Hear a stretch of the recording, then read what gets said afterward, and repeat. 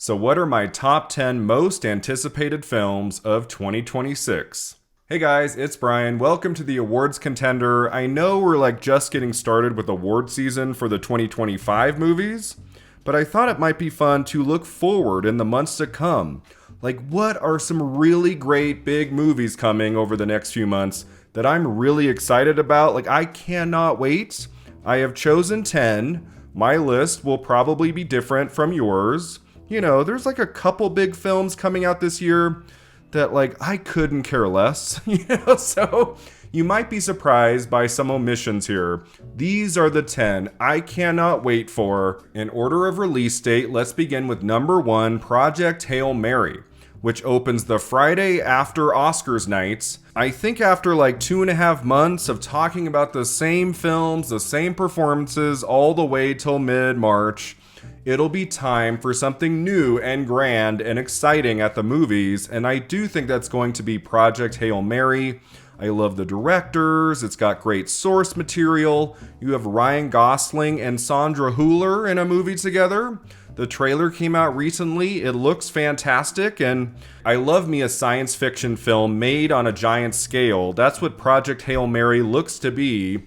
So I would say of everything coming out between January and April, this is the one I am most anticipating.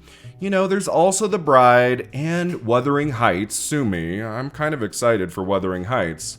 But I would say over the next 4 months, the movie I am most looking forward to is Project Hail Mary. Number 2, The Devil Wears Prada 2. Oh my god, I mean, that little teaser that came out a few weeks ago, I was freaking out. I love Meryl Streep. She is one of my all-time favorites. She has not been in a movie that went to theaters since 2019, Little Women.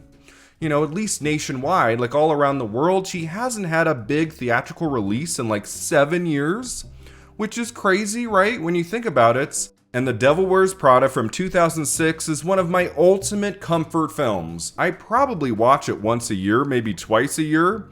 Whenever it's on TV, I will watch it to the end. It's so much fun. Meryl Streep in The Devil Wears Prada, an all-timer performance. And that she's coming back as Miranda Priestley. That's all I need to get into the theater. But then you also have the rest of the cast coming back. Anne Hathaway, Stanley Tucci, Emily Blunt, of course. They're all back too. So I'm really intrigued. You have the same director. The May 1st release date, that gives me some hope. They're not hiding it or anything. This is going to be one of the biggest films of the year, I think, especially for non-CGI action films. Everybody and their grandma is going to go see The Devil Wears Prada 2, and I am going to be one of them. Number 3, Disclosure Day. So speaking of Emily Blunt, she's also in a new science fiction film coming in June from one of our greatest, right? Steven Spielberg has a new science fiction movie. He hasn't made a film since 2022, The Fabelmans. He is one of my favorites. I will always be excited for a new Spielberg film, and that it's science fiction. Yeah, sign me up. The trailer came out in recent weeks. It looks pretty great. I'm not a big fan of the title, Disclosure Day. I just think about the 1994 film with Michael Douglas and Demi Moore. When I see that, it's a weird title. I think I'll get used to it after a while. But yeah, I believe in Steven Spielberg, him working with Emily Blunt and Josh O'Connor on the new movie. 2 amazing actors I will watch in anything, and a new film by Steven Spielberg. Oh my gosh, I can't wait. I am going to the Cannes Film Festival for the first time in May, and because Disclosure Day opens in June theatrically, I'm will I have an opportunity to see that a few weeks early at Cannes? That would be something. I am crossing my fingers. Number 4, The Odyssey. Of course The Odyssey is on this list. It might be number 1. If I had to pick my number 1 most anticipated film of 2026, it might be The Odyssey. I read that in high school. It was one of my favorites. I've always really adored that story and those characters. And Christopher Nolan, one of our greatest directors, taking on The Odyssey, having the whole film shot in IMAX, the entire thing. And with that all-star cast, how many great actors are in The Odyssey? 15, 20, maybe more? Some of them will be small roles, of course, but some will be larger and Matt Damon in the lead role of Odysseus, Anne Hathaway again. Like, Anne Hathaway and Emily Blunt are having very good 2026s, right? Like, they're in a ton of films coming up here, but nothing I am anticipating more than the Odyssey, which comes out in July. That's kind of Christopher Nolan's month, right? Every 3 years, we'll get a new film from him in July. And him coming off of his first Best Director Oscar for Oppenheimer, will the Odyssey be a big awards player in early 2027? I think it's going to be. Number 5, Practical Magic 2. I have to have the sequel to Practical Magic here, because as some of you might know who watch a lot of my content on the awards contender, my favorite actress is Sandra Bullock, and she doesn't work very much anymore. Like, her last movie was The Lost City, which came out in early 2022.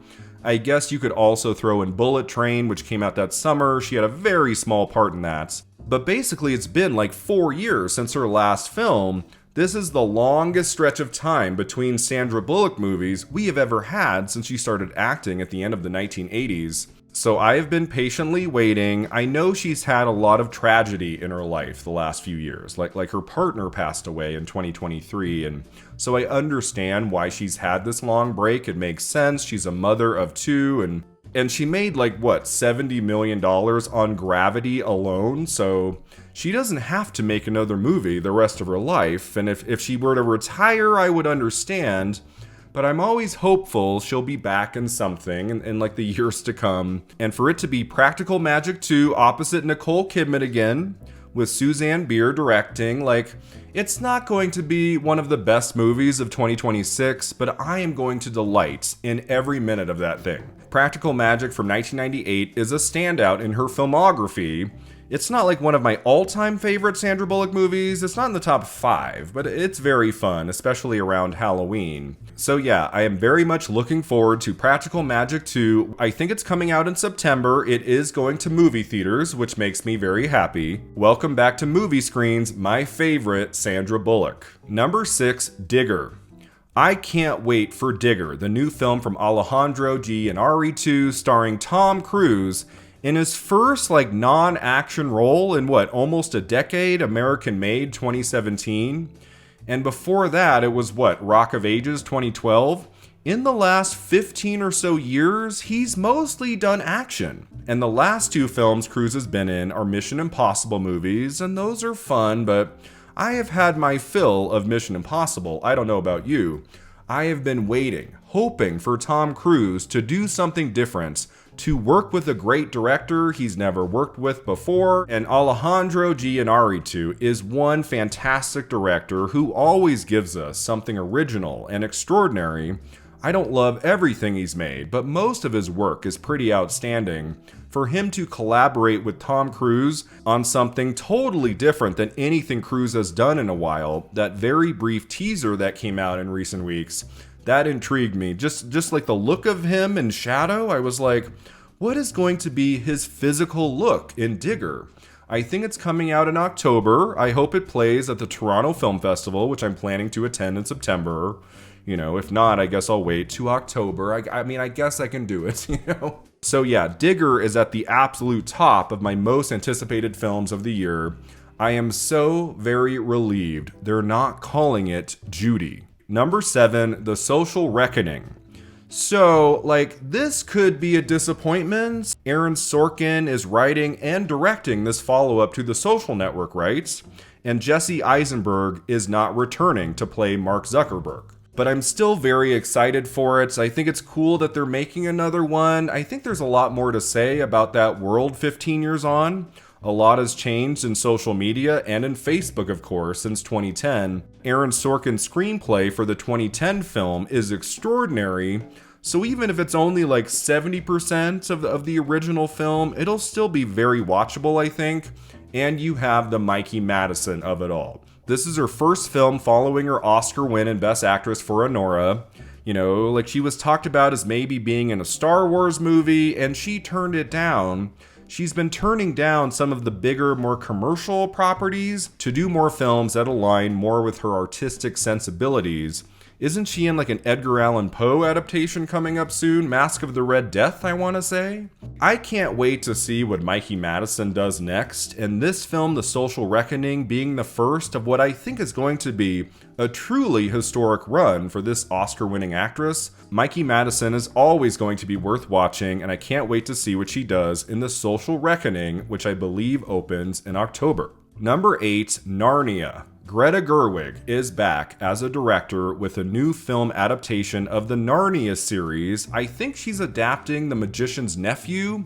Like, it wasn't the first book written in that series, but like in terms of like the timeline, it's the earliest, and I don't think that's been like a theatrical film, The Magician's Nephew. I think it would have made more sense in a way from like a business perspective if she had adapted The Lion, the Witch, and the Wardrobe, because that's the most well-known Narnia book. But she is not doing that. She is taking a lesser-known Narnia book and adapting that for Netflix. I think it's going to theaters, right? IMAX screens, I want to say.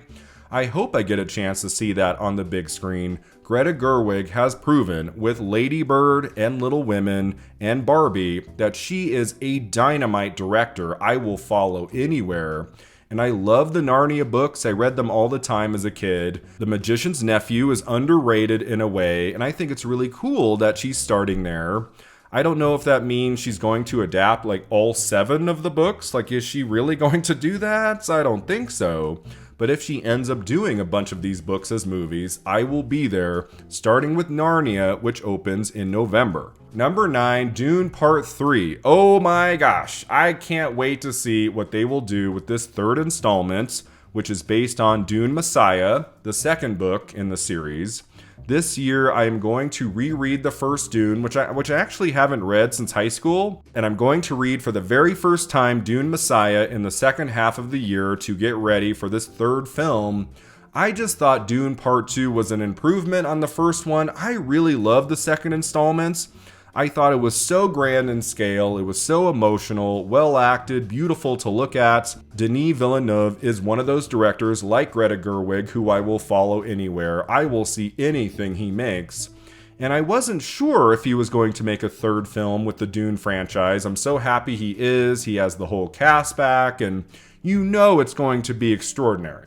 Like, anything less than a 9 out of 10 for Dune Part 3 will surprise me, to be honest. It's coming out in mid-December, which is like the key time now for Timothée Chalamet projects, right? You had Wonka in 2023, A Complete Unknown in 2024, Marty Supreme in 2025, and now Dune Part 3 2026, all big releases in mid to late December. That is now Chalamet's time, and I am happy for it, you know? I love this actor, I love this world of Dune, and Denis Villeneuve. Dune Part 3, I think, has to be on anyone's list of the most anticipated films of the year. And number 10, Werewolf, from director Robert Eggers. I thought his version of Nosferatu was extraordinary. I was so happy to see it get into some Oscar categories like cinematography. That was really cool. I've been a big fan of his work going back to The Witch and The Lighthouse. He is just a really interesting horror director, you know, using these creatures and these worlds he creates.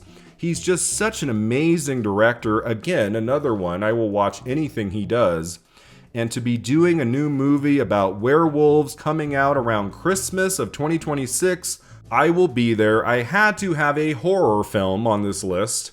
It's my favorite genre. I try to see everything I can in that genre. There's of course going to be many great horror films that come out in 2026, but Werewolf for me is my most anticipated one. So I just skimmed the surface, right? These are just 10 of many, many great films to come. There are dozens of movies I'm sure I'm going to love in 2026 I haven't even heard about yet. Movies premiering at Cannes and Toronto and all of the festivals and stuff. These are the big ticket films many of us have known about for many months already in 2025, going into 2026. Like, what will I be there for on opening day? These 10, I will be first in line. I don't know about you. So let me know in the comments below, what are your most anticipated films of 2026? And I will see you next time at the Awards Contender.